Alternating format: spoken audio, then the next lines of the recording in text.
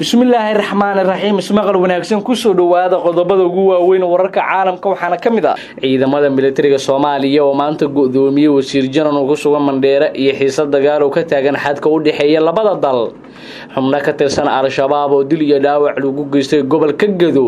dawladda Kenya oo warkaro ka soo saartay eedeena dawladda Soomaaliya u jeedisay Soomaaliland oo sheegtay inay karantiishay dad looga shakisan yahay coronavirus macallin Maxamuud hogaamiyaha Ahlusunno ka baxay wada galeen isaga iyo qorqor fadhina ka dhigtay Puntland ciidamada dawladda oo hubkii ugu balnaa abid kala soo baxay guriga wasiir jaran iyo xilligu lagu dhawaaqay xildhibaanada koonfur galbeed oo la shaaciyay waa galab Isniina taariikhda ay ku beegantahay labada bisha 3 Maarso sanadka 2020 inta maqashan iyo qodobo kale ku soo dhawaada saaxiibayaal aan ku bilowno gobolka Gedo wararka naga soo gaaraya gobolka Gedo ayaa sheegay in xalay dagaal u dhaxeeyay ciidamada dawladda iyo dagaalyahanada kooxda Al-Shabaab oo ka dhacay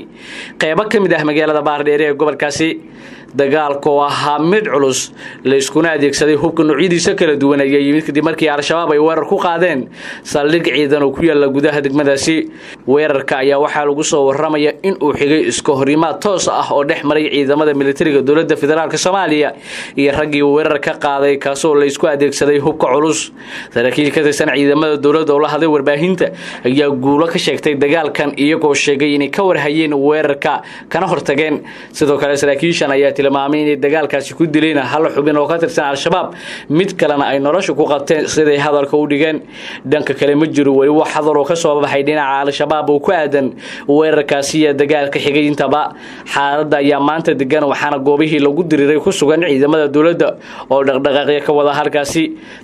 xal marka waxa dhacday ayuu dadka qabanay si caadi marka loo xaqiijinayo ciidamada magaalada ay ku jiraan oo meelaha mutaqana baaritaan ay ka socdaan ayaa laba nin oo dhalinyaro ah ciidamada mutaqana oo socday in ciidamada qoftaan isku dayeen in taqaan la qof walba oo socdo markay ciidamada socdaan waa la xaqiijiyay mataqaana hay wuxuu wadana waa la baaraa xaqiijin la qabto la damcay oo istaaga la yiri nin kamid ayaa mataqaana hay xabad bilaal baad solad inuu soo rido sidaas mataqaana ay ku asaa ku dhintay meesha kii kale asagoo nool ah xiriirsan gaarin bay ciidamada gacanta ku dhigeen hada taalada iyo la mataqaana taalada magaalada bartay taalada ay yeeleen ciidamada soo dhigeen hada kabaad mataqaana hay meesha laga qaadaya waxa weeye loo dambeeyay loo basalo nimanka isku kala hubaysnaayeen waxayna doonayeen mar inay dil magaalada ka fuliyaan sidii mataqaana ay lagu haydo inta badan mataqaana magaalada ka sameeyaan sidaas ay tahay gaariyahanada Al-Shabaab ayaa inta badan weerar gaadma ka fuliya Baardheere iyagoona dhawaan ku dilay ilaa 3 gudoomiye Baardheere xaafado ka tirsan maamulka degmadaasi kuwaas oo midkood midi lagu gooracay xilli habeen ah toddobaadkii ka soo gudumay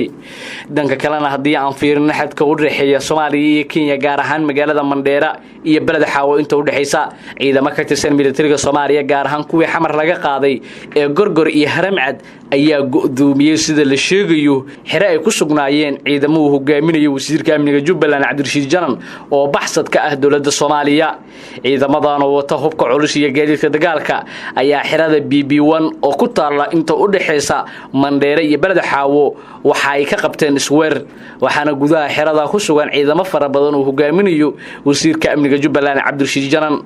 xaalad dagaal ayaa ka taagan halkaasi waxaana laga cabsi qabaa in labada dhinac ciidamada Jubbaland iyo kuwa dawladda ay kala hogaaminayaan saraakiisha dawladda iyo wasiirka amniga Jubbaland oo baxsad ka ah dawladda ay halkaas ku dagaalamaan xiisada ka taagan halkaasi ayaa sababtay inay barakacaan dadkii ku noolaa inta u dhaxaysa Mandheera iyo balad xaawo oo ah magaalooyin daris ah kuwa oo ka kala tirsan Soomaaliya iyo Kenya geesta kale waxa faahfaahin dheeraad ah ay ka soo baxayaan howlgal ballaaran oo xariiq ciidamada dawladda federaalka ay ka sameeyeen qaybo kamid ah degmada Dooro oo ka tirsan gobolka Gedo ee koonfurta Soomaaliya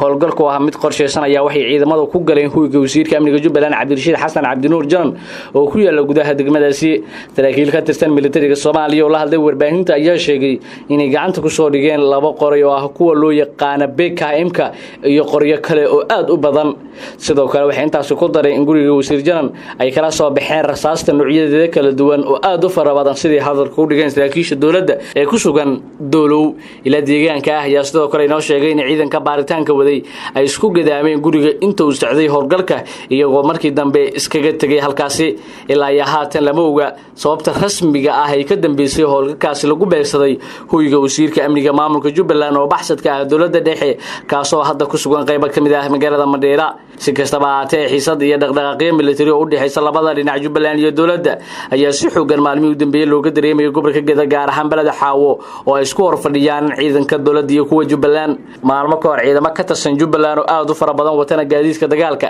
ayaa soo gaaray balada Xaawo kadib markii ay ka soo ruqaastadeen deegaanka Dobley ee gobolka Jubbada Hoose Axmed Madooban oo ku sugan yahay dowladda Soomaaliya ayaa haatan si buuxda u maamulaysa inta badan degmooyinka caanka ah ee gobolkaasi sida Luuq Doolow balada Xaawo Baardheer iyo Garbaharey markaana aan Galmudug Macalin Maxamuud hogaamiyaha Ahlus Sunna wal Jameeca ayaa shalay galab gaaray magaalada Gaalkacyo xarunta gobolka Mudug kadib markii looga soo adkaaday dagaal maalmo ka hor Dhuusamareeb ka dhacay diyaarad qaas ah ayaa macalinka ka qaaday Dhuusamareeb waxayna ka disay garoonka Gaalkacyo dhinaca Puntland iyadoo ku sii aadi doona magaalada Garowe caasimadda maamulka xog ay heshay warbaahinta ayaa sheegay in Macalin Maxamuud hogaamiyaha Ahlus Sunna uu ka baxay heshiis ay gaareen odayaasha beesha ceer iyo madaxweynaha dowladda aqoonsanta ee Galmudug Qorqor wuxuuna ku sii wajahan yahay Sacuudiga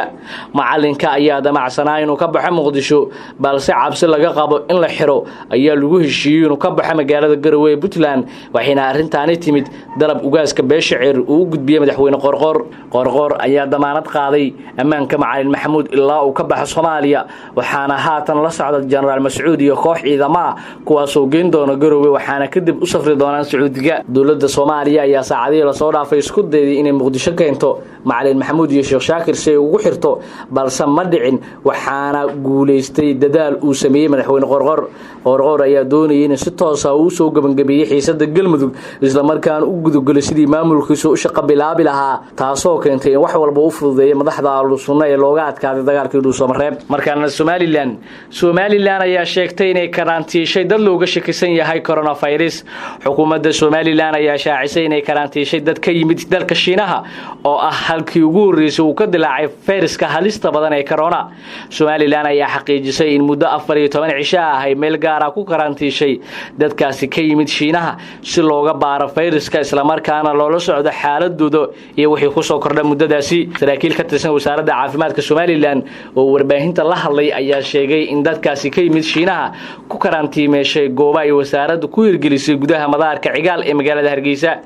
saraakiisha ayaa sidoo kale waxay ka dhawaajiyeen in dadka ka yimaada Shiinaha si gaar ah ugu baaraan isla markaana muddo 2 toddobaad ah ay ku hayaan goobaha wasaaraddu ugu talagashay iyadoona gabi ahaanba la joojiyay in wax xiriir ah la sameeyaan dadka waxa kale oo ay sheegeen in dadkaasi ay karantiimeen si aad u ilaalinayaan isla markaana ay ka ilaalinayaan in ay cid la kulmaan ama xiriir la sameeyaan saraakiisha wasaaradda caafimaadka ayaa wax kale u beenisay in dadka yimid Shiinaha oo si fiican loo baarin ay gudaha u galeen Hargeysa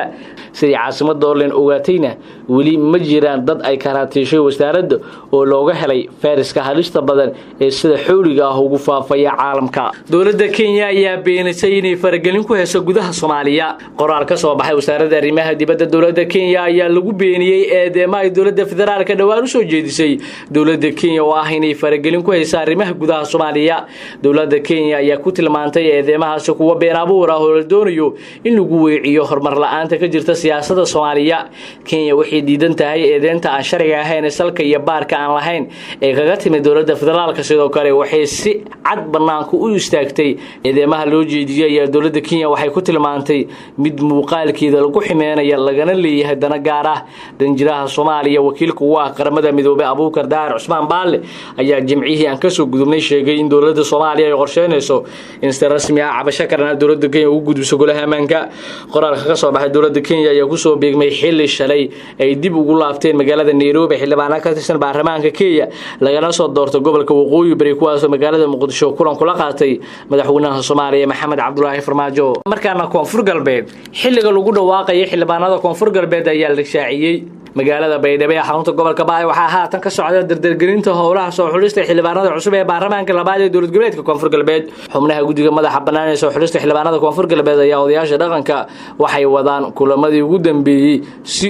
gudaha bishan liiska xildhibaanada lagu dhawaaqo qaar kamid ah xubnaha musharaxiinta ah ee doonayay inay ka mid noqdaan baarlamaanka labaad ee Koonfur Galbeed ayaa dhankooda waxay dadaal ugu jiraan sidii uga mid noqon lahaayeen baarlamaanka iyagoo wada kulamo kala duwan gudoomiyaha guddiga farsamada madaxa bannaan ee soo xulista Koonfur Galbeed Maxamed Kiiro Maxamed oo warbaahinta kula hadlay Baydhabo ayaa sheegay in liiska xildhibaanada ay ku dhawaaqayaan inta u dhaxaysa 12 bishan ilaa 19 sida ku qoran jadwalkii la soo saaray daawadayaal waa naga intaa warkii aad nagala socoteen haddii aad nagu cusub tahay fadlan daawade subscribe channelkan